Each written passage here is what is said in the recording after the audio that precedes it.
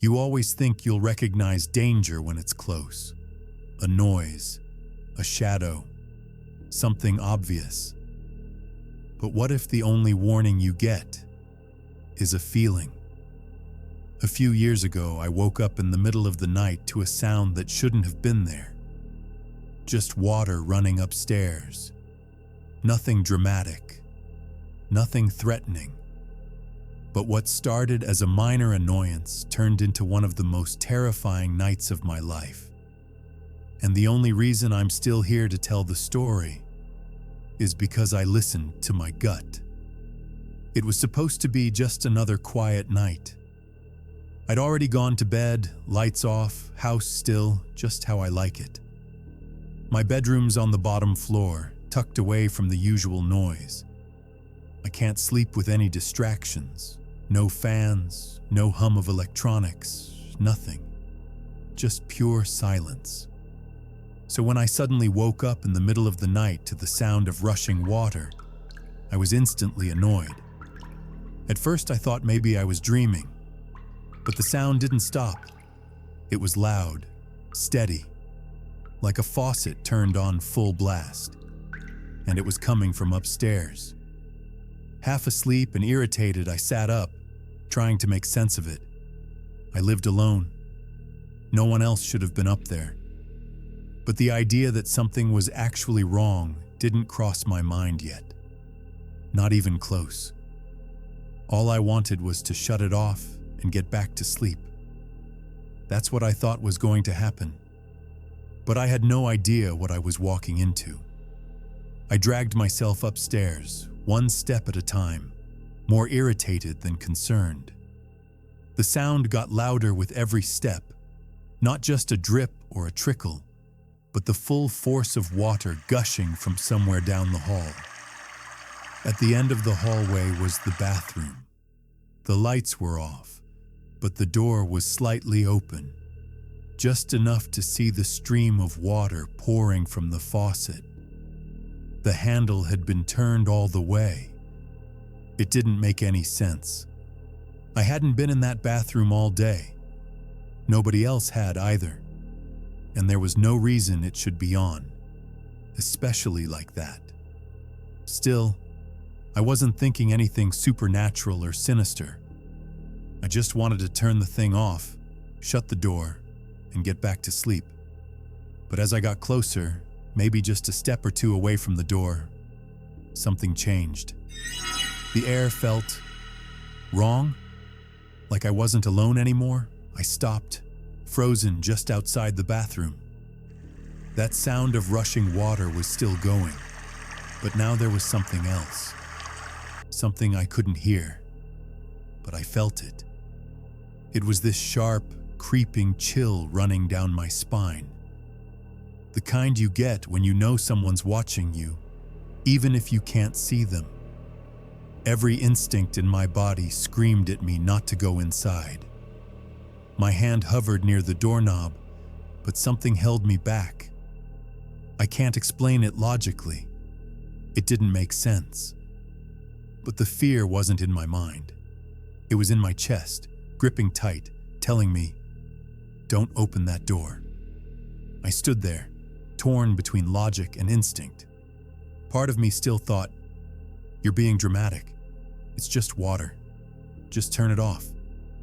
But the deeper part, the part that's kept humans alive for thousands of years, said, "Go back.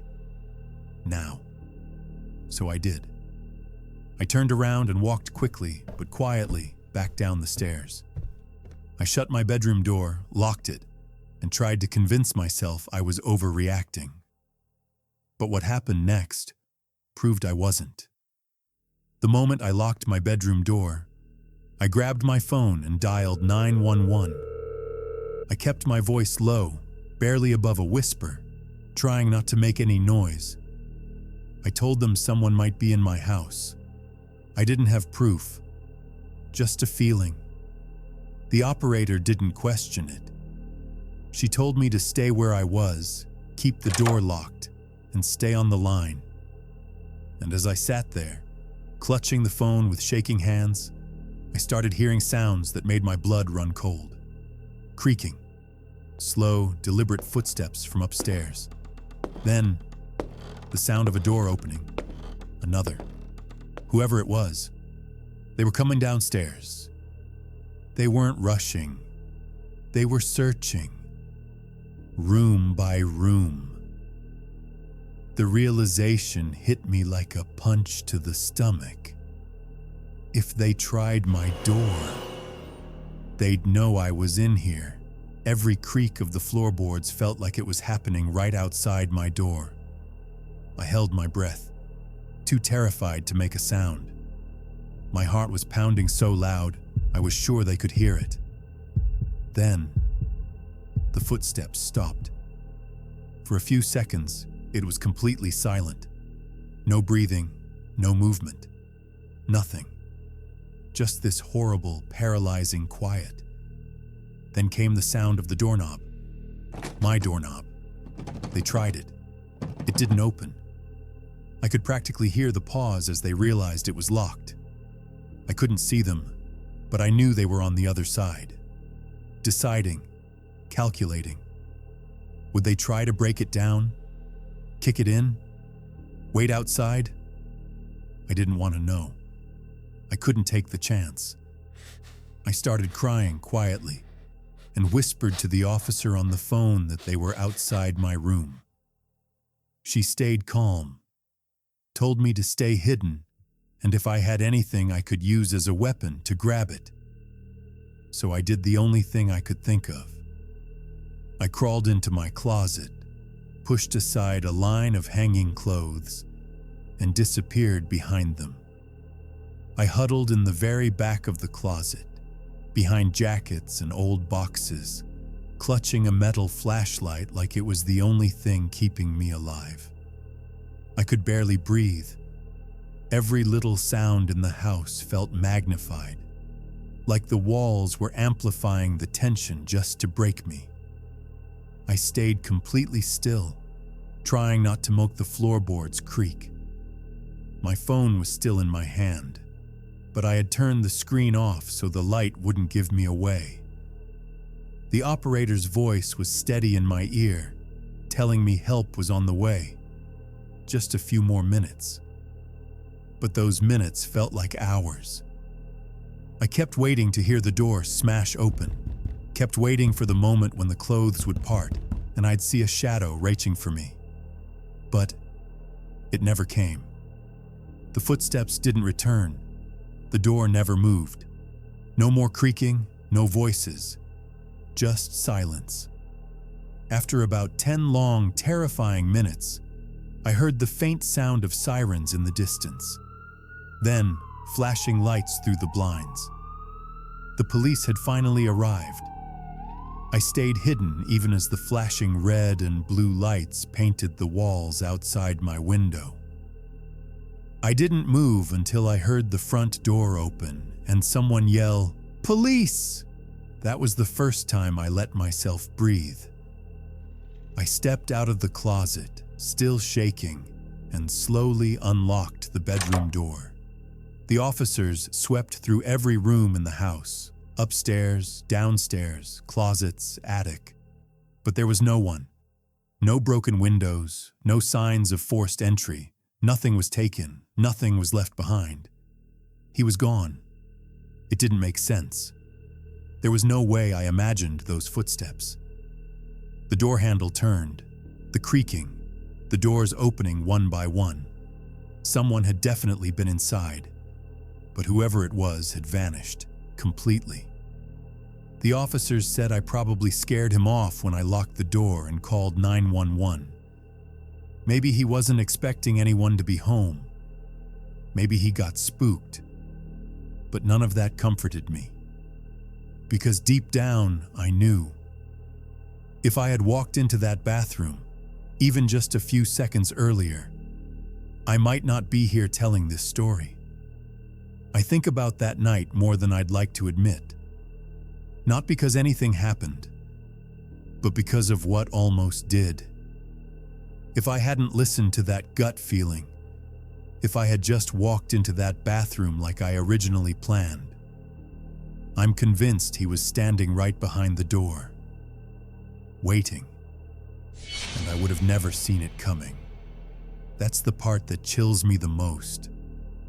There was no warning, no broken glass, no signs of a break-in, no clue someone had slipped inside. Everything looked normal until it wasn't.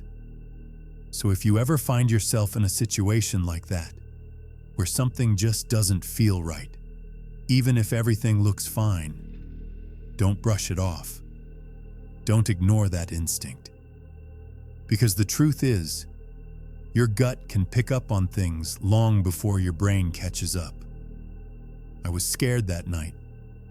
I won't lie about that. But choosing to play scared instead of trying to be brave probably saved my life. I'll never know who he was. I'll never know what he planned. But I do know this. The only reason I'm still here is because I listened to a feeling I couldn't explain. And if you're ever in that moment, trust it. You might not get a second chance.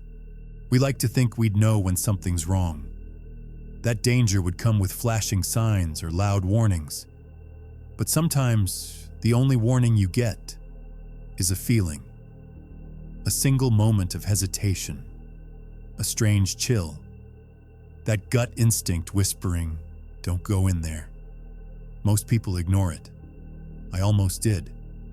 But that one decision, to stop, to turn around, to lock the door, it might have changed everything. I didn't see his face. I never heard his voice. But I felt him, and that was enough.